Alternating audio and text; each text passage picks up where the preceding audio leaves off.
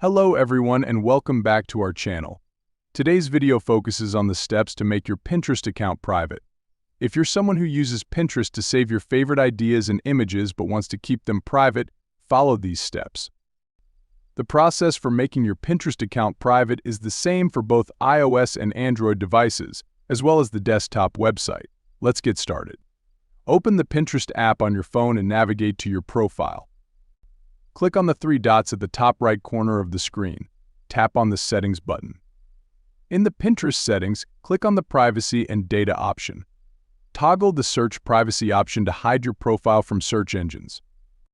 Once enabled, exit the settings and go to your Pinterest profile. Select a board you want to make private, click on the three dots, choose Edit Board and enable the Make this board secret option.